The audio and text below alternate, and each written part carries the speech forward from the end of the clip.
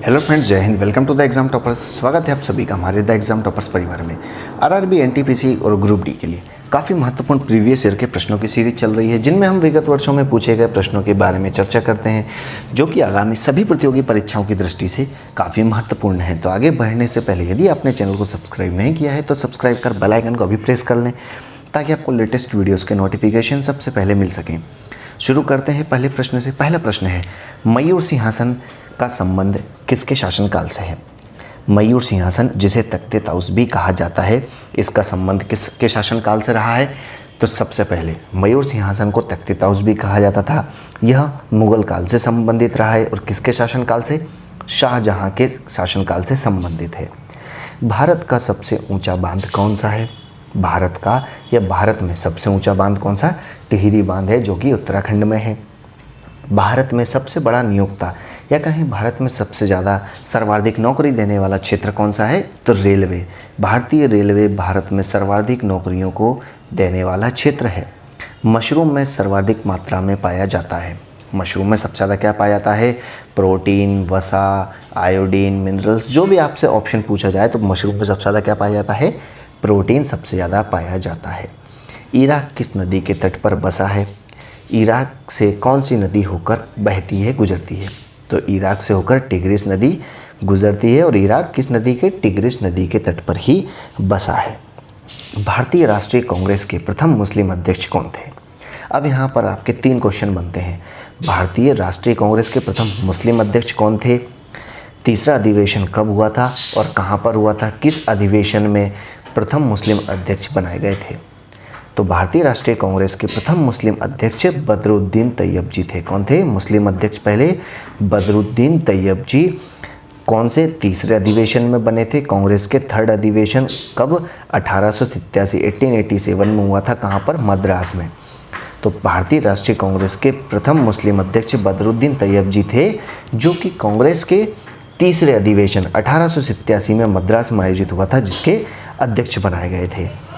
23.5 दक्षिण अक्षांश को किस रेखा के रूप में जानते हैं? तो मकर रेखा भी कहा जाता है। 23.5 डिग्री दक्षिण अक्षांश को मकर रेखा भी कहा जाता है। किस रेखा पर दिन और रात बराबर होते हैं? विषुवत रेखा, कर्क रेखा, मकर रेखा, भूमध्य रेखा। किस रेखा पर दिन और रात बराबर होते हैं? तो विषुवत रेखा पर दिन और रात बराबर होते हैं। नेक्स्ट क्वेश्चन है, इंटरप्रेटर ऑफ मेलोडीज पुस्तक के लेखक कौन है? इंटरप्रेटर ऑफ मेलोडीज पुस्तक के लेखक कौन है? Jhumpa Lahiri. Jhumpa Lahiri interpreter of melodies के लेखक हैं। नेक्स्ट है, सोहनी एक राग है, यह किस समय गाई जाती है? तो सोहनी राग का संबंध सुबह, मॉर्निंग से है। नेक्स्ट है, गुरथेनिक एक प्रसिद्ध पेंटिंग है, इसका संबंध किस चित्रकार से है? तो गुरथेनिक चित्रकारी या पेंटिंग का संबंध पिकासो से है। नेक्स्ट क्वेश्चन है, संसद पर आतंकवादी हमला हुआ था, जिसमें प्रमुख अफजल गुरु का नाम आता है। तो संसद पर आतंकवादी हमला कब हुआ था? 13 दिसंबर 2001। 13 दिसंबर 2001 को संसद पर हमला हुआ था।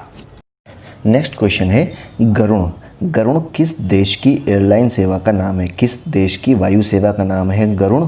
तो यह इंडोनेशिया की एयरलाइन का नाम है गरुण। जैसे हमारे इंडिया में इंडियन एयरलाइंस चलती है, एयर इंडिया चलती है, वैसे ही वहाँ पर गरुण एयरलाइन चलती है। नेक्स्ट है, टेगा प्रदेश में कौन से वन उगते हैं? कौन से वन टेगा प्रदेश में पाए जाते हैं? तो शंकुल वन, शंकुधारी वन टेगा प्रदेश में पाए जाते हैं। नेक्स्ट है, पुष्पों का अध्ययन कहलाता है, या कहें पुष्पों का अध्ययन को क्या कहा जाता है? तो पुष्पों का अध्ययन ही एंथोलॉजी कहलाता है। इंसुलिन का निर्माण शरीर के किस अंग में होता है? शरीर के किस भाग में, किस अंग में इंसुलिन का निर्माण होता है? तो अग्नाशय। शरीर का वह भाग जो अग्नाशय है, उसी में इंसुलिन का निर्माण होता है। श्रीरंगपट्टनम में अंग्रेजों ने किसे पराजित किया था? श्रीरंगपट्टनम काफ़ी महत्वपूर्ण है, काफ़ी प्रसिद्ध जगह है और ये प्रश्न भी काफ़ी महत्वपूर्ण है कि अंग्रेजों ने किसे पराजित किया था? टीपू सुल्तान का संबंध श्रीरंगपट्टनम से है। कहाँ से? श्रीरंगपट्टनम से टीपू सुल्तान का संबंध है। यहाँ पर अंग्रेजों ने ही टीपू सुल्तान को पराजित किया था। नेक्स्ट है, ONGC, oil and natural gas corporation, तेल एवं प्राकृतिक गैस। इसका मुख्यालय कहाँ पर है? तो ONGC का मुख्यालय उत्तराखंड की राजधानी देहरादून में है। ONGC का मुख्यालय। आनुवांशिकता के नियमों का प्रतिपादन किसने किया था? आनुवांशिकता के नियमों का प्रतिपादन किसने किया था? तो ग्रेगरी मेंडल साहब हैं जिन्होंने आनुवांशिकता के नियमों का प्रतिपादन किया था। काफ़ी महत्वपूर्ण है और यह एसआई में और आरआरबी के एग्जाम्स में अक्सर प्रश्न पूछा जाता है। नेक्स्ट है, भोपाल में मिथाइल आइसोसाइनाइड का रिसाव हुआ था। MIC जिसे कहा जाता है, मिथाइल आइसोसाइनाइड, इसका रिसाव भोपाल में हुआ था। तो यह कब हुआ था, वह दिनांक कौन सी है जब भोपाल में यह गैस कांड हुआ था? तो यह 3 दिसंबर 1984, 3 दिसंबर 1984 को भोपाल में मिथाइल आइसोसाइनाइड का रिसाव हुआ था, जिसमें काफ़ी मात्रा में नुकसान हुआ था। लोहे में जंग लगने का मुख्य कारक कौन सा होता है? या लोहे में जंग लगने का मुख्य कारक कौन सी गैस होती है? ऑक्सीजन। लोहे में जंग लगने का सबसे मुख्य कारण होता है ऑक्सीजन गैस की उपस्थिति का होना। Indian institute of sugar technology, Indian institute of sugar technology कहाँ पर स्थित है? तो यह उत्तर भारत के मैनचेस्टर कहे जाने वाले शहर कानपुर में स्थित है। कहाँ पर? कानपुर में Indian institute of sugar technology. प्याज के खाने योग्य भाग कौन सा होता है? तो प्याज का जो हम खाते हैं वह कौन सा भाग खाते हैं? उसका रूपांतरित तने वाला भाग खाते हैं। नेक्स्ट है, बांग्लादेश का राजनीतिक दल है। आपको बताना है कि जमायते इस्लामी जो है यह बांग्लादेश का राजनीतिक दल है, जमायते इस्लामी। नेक्स्ट है, स्वामी रामकृष्ण परमहंस का संबंध कहाँ से है? स्वामी रामकृष्ण परमहंस का संबंध वेल्लूर से है। कहाँ से है? वेल्लूर से है। और बंगाल का विभाजन 1905 में किसके शासनकाल में हुआ था? बंगाल का विभाजन 1905 में हुआ था।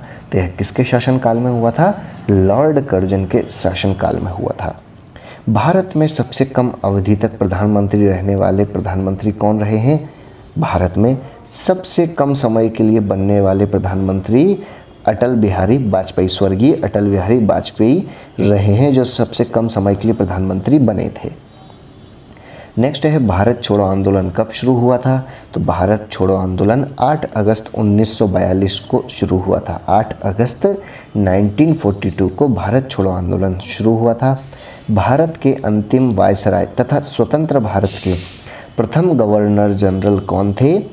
भारत के अंतिम वायसराय और स्वतंत्र भारत के प्रथम गवर्नर जनरल लॉर्ड माउंटबेटन थे। कौन थे? लॉर्ड माउंटबेटन थे। और अंतिम प्रश्न है कि जहांगीर ने इंग्लिश खान की उपाधि किसे दी थी? जहांगीर ने अंग्रेज खान की उपाधि किसे दी थी?